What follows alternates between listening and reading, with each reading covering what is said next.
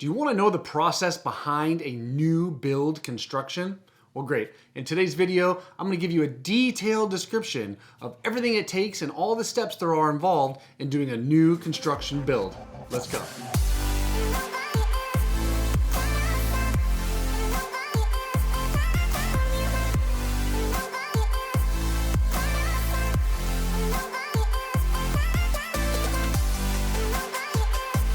Hey everybody, welcome back to the channel. If it is your first time, don't forget to subscribe, tap that bell for notifications. I want you to be the first one to find out about when I put out a new video like this, explaining something about a new build, a city vlog, a tour, whatever it might be. Tap that bell so you'll be the first one to find out. All right, let's get right into it. Today's video is about new construction build process. I get this question all the time from my clients of, AJ, tell me the steps of what it is, from beginning to end. So I'm gonna break it down for you guys so you have a real clear understanding of what it is to build a new home. Okay, first I wanna start out with, there's actually 3 different types of a new build. The first type is a spec home. So a spec home is a home that the builder has already spec'd out, meaning it's fully designed. They picked all the options inside, all the options outside. They've already started building that house most likely. And then you get a package from me that I get from the builder and you say, I love it or I don't love it. We're gonna take the house or we're gonna pass on the house. Now with a spec build, if you like 90% of it, it's probably a good choice for you. So let's say you love how the outside looks, you love the location, you love the floor plan, but you're not in love with the tile in the bathroom. Well, that's a small detail that you can always fix later, where the other parts of it are way more important. So spec build, you don't get to pick anything. The builder has already spec'd it. Okay, the second type of build is what I like to call a half spec. So it's where the builder has already submitted plans to the city on everything that's structural, meaning that they have picked what the outside is going to look like. They've picked the bedroom count, the bathroom count. The whole floor plan has already been decided and submitted for permitting. And it might have already actually started the build process, which can be good for you if you don't want to wait the 10 to 12 months that it takes for a full build job.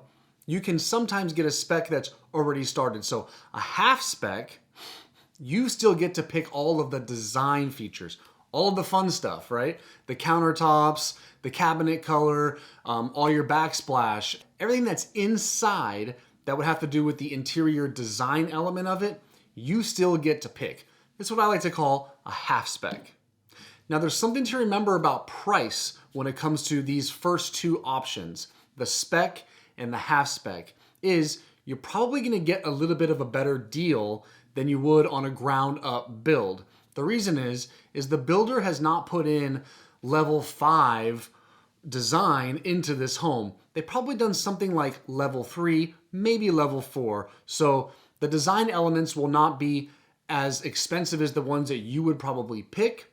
Also, they're offering incentives on these, meaning that they'll give you a good deal because a builder's job is to sell homes. So they don't want inventory sitting on the market. They want to get rid of those spec builds, so they're willing to make a deal with you and give you a good price on that home. Okay, the third type of build is a full ground up build. That means starting from dirt, picking everything, your structural options from the ground up, going to the design center. This is a full-on customizable build job.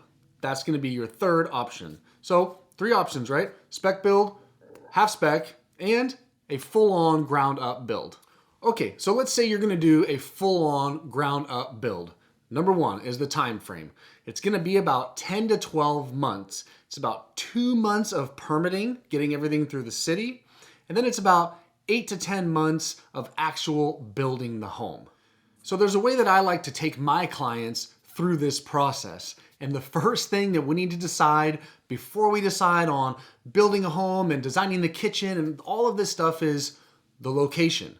What city, what town you want to live in. That's the first thing we can decide. We can always pick a builder. We can always find a builder within a community that you're gonna like, but you have to like where you're living first. So that's the first part of this step.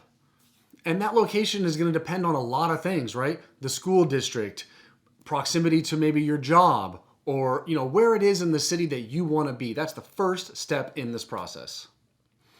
The next part, once we figure out the town or the city that you want to live, is finding the right community. So here in Texas, we have a lot of planned communities and master planned communities, being that there's pools, parks, playgrounds, schools. So we need to figure out the exact community that you want to be in within that town. All right, we've picked the town or the city, we've picked the community. Now it's time to find the builder you like, but you gotta find the builder you like that's building on the lot that you want. So let's say there's 4 different builders in a community, but you like this particular lot. Maybe it's on a corner, or it's in a cul-de-sac, or the backyard is facing trees. Well, what if the builder that you want is not building on that lot? So most importantly is the lot that you want to build that home on. And when we're picking this lot, it's important to remember that there's going to be lot premiums. So that will be a price above and beyond the price of the sale of the home. They'll place a premium on a lot. Let's say it's a corner lot, it's bigger than another lot, and it backs up to nothing but trees. Well, that lot is going to have a premium on it. It could have a premium of $10,000. In the height of the market about a year ago, in some of these really nice lots, we saw $150,000 to even $200,000 lot premiums. So it's going to depend on the builder, and it's going to depend on the lot. All right, so now we're going to finally pick the builder. Now, obviously you would have had maybe 2 or 3 builders in your mind that you liked, but we wanted to make sure that they're building in the community that you like, and you can get the lot that you want within that community. So now we're going to pick the builder. Okay, whatever builder it might be. Highland, Dries, Shattuck, Southgate. There's tons of great builders out here, and I will help you kind of go through those builders and give you my personal recommendation on if I think that they build a good home, quality home, how the user experience is, being one of their clients and working through the process. So I will kind of gear you towards what I think are great builders based on my experience working with other clients. But now's the time to say, okay, this is the builder that we want to pick because they have the lot that we want. Okay, so now we found the builder, we found the lot that we want. Now we have to make sure that that builder is going to build the floor plan that you want on that lot. See, it's a long step process of, well, we want this particular floor plan, but maybe the builder, due to repetition rules that the HOA has, meaning that the HOA will not let them build the same model house and floor plan next to each other. So you don't want the whole street looking like cookie cutter, they all look like the same home. They want to make sure that they're different floor plans, different looks of the home.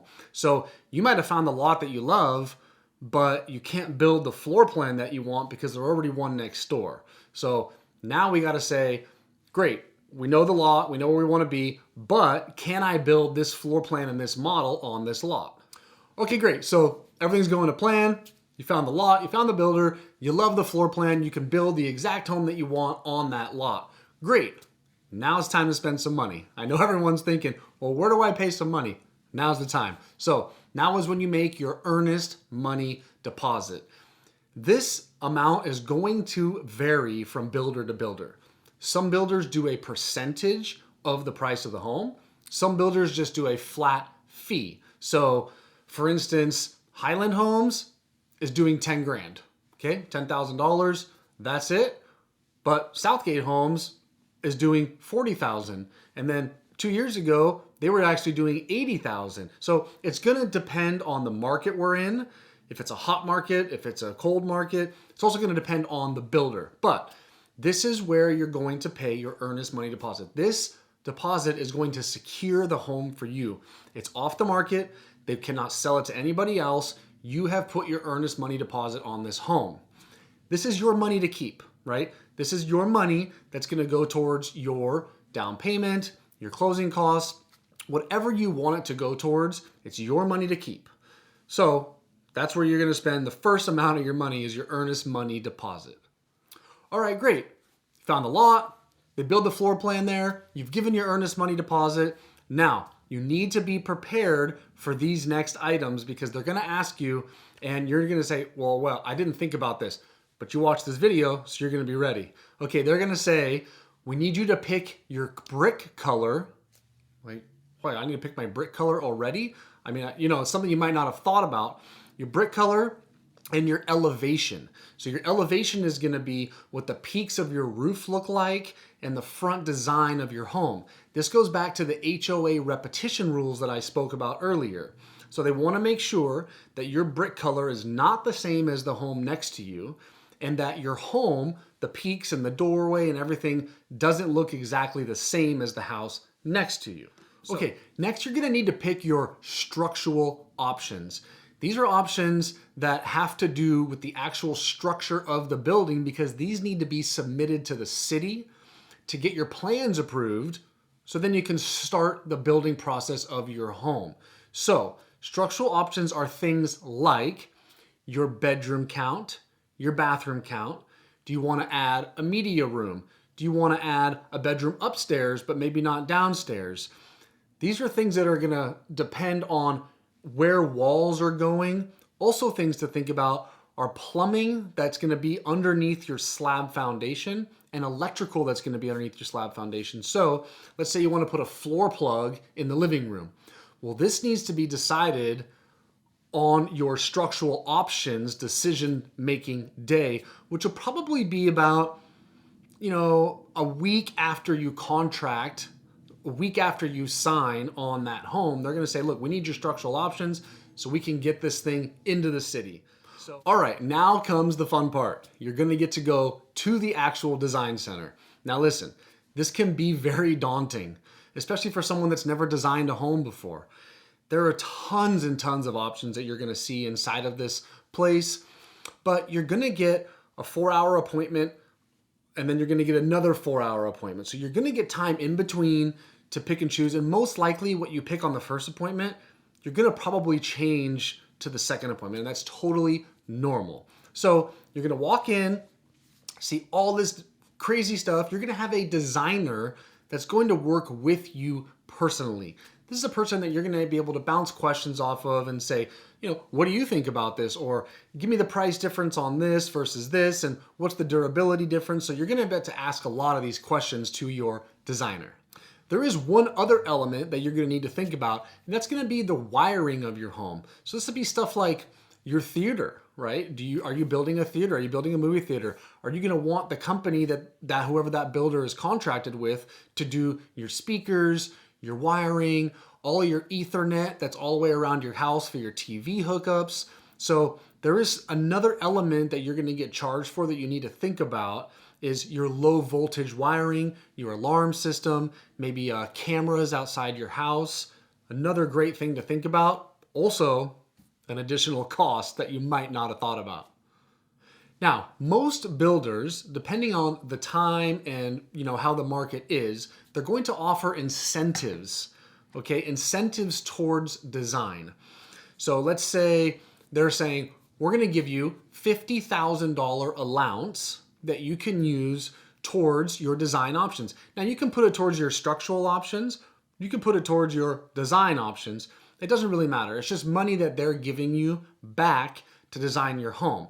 Now, a typical home, it's gonna vary on your square footage. Are you building a 2,500 square foot house? Or are you building a 5,000 square foot house? So my estimate right now is gonna be very general, but your structural options will be anywhere from 40 to 80,000 on top of the sale price. And your design options will be anywhere from 40 to 120,000, depending on your design. It's very, very subjective on your design options. You can go crazy all the way up to level 5 with everything, or you can be modest and do level 2 on stuff. So that's a very, very subjective of how you're gonna design your home. Okay, now if you go over that allowance, let's say they gave you $50,000 and you spent $60,000. Well, typically they're gonna want 25% of your overage, right? So let's say you went 10,000 over your allowance. Well, they're gonna want 25% of that $10,000. So it's not a huge number. It's just they want to make sure that they're collecting a deposit of what you say that you're going to be building and what you're going to pay for. So just a small amount of money, but remember, that's really the only time that you're going to spend money again from your earnest money deposit. And then if you go over on your allowance of your design, you might have to come up with a little bit of money. There's going to be things that are worth it, and there's going to be things that really aren't worth it. Remember, guys, the builder is going to mark up this stuff. So if you go price this stuff out afterwards, you're going to be able to get it for a lot cheaper. But do you want to do that, right? You got to think to yourself, should I just roll this money into a loan that's amortized for 30 years? You're probably only going to pay 10 years of it. Or do you want to come cash out of pocket for that item? Totally up to you. However, I will help you with that, okay? I'm actually in the process right now of building a new home. So when you go to the design center or you have questions about, hey, AJ, where do I put an outlet? Should I put a hose bib here? I will help you with that process, and I will let you know, hey guys, this really isn't worth it.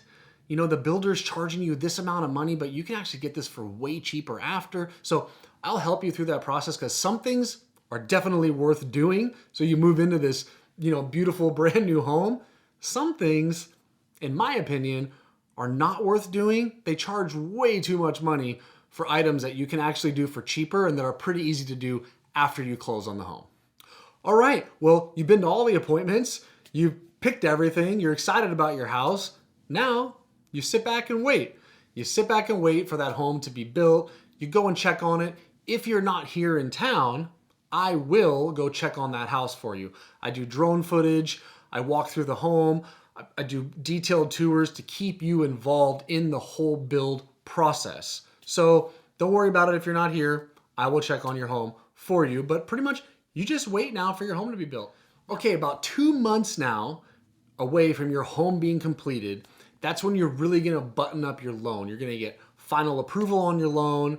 You're gonna get the house appraised. I do recommend getting your own separate personal inspection, which I can also help you with. I can recommend a great inspector that I work with. Remember, the builder doesn't work for you. The builder does not represent you. Okay, they have to do an inspection process for city code and to check all the boxes, but you're gonna wanna get an inspector that works for you. Notice all these things that maybe the builder didn't do, then we can submit that to the builder and get them to fix that before we close on the house. Okay, so about 2 months away, we're gonna do that inspection process probably about a week or two away from closing. Give them about a week or two to button that up, and then we'll go ahead and close on the house. But that's it, guys. You get to the end, and you close on your house, okay? That is so exciting. You close the same day, you walk into the office, they give you your keys to your brand new shiny home. Or there's one more thing that I wanna mention that's very, very important, and I get this question a lot, is, well, I was gonna hire you as my realtor, but I didn't wanna pay all that money, so I decided to just go contract on it by myself with the builder. Stop, time out. You do not pay my commission as a buyer, as me representing you as a buyer. The builder pays my commission. Remember, the builder does not represent you. Yes, they're selling you a home, they're building a home for you, but they don't represent you, okay? They're not looking out for your best interest. I'm not saying that they're trying to do anything shady, but you need someone in your court, okay? That's why you hire a realtor. You do not pay for my commission. The builder pays it. So don't make the mistake of not hiring a realtor because you think it's gonna cost you money. I'm there to represent you, make sure that the contract is buttoned up, make sure that they're building the home that they said they're gonna build for you, and also have someone in your corner that's there to point out the things that you might not see or the builder might not point out to you on purpose. All right, guys, that concludes this video about the home build process. I really hope that it was helpful, but leave me a comment below if you have any questions about the home build process, or maybe I didn't cover some aspect of it that you were really wondering about. Go ahead and leave me a comment. I will always get back to you. And remember, I'm AJ Taylor, your local realtor here in Dallas, North Dallas, all the surrounding suburbs. Guys, if you're gonna buy a house or sell a house, if you're moving from across the street, across the country, 1 week or 1 year, I'm here to help, and I'm gonna make that process as easy as possible for you. All right, we'll see you on the next one. bye.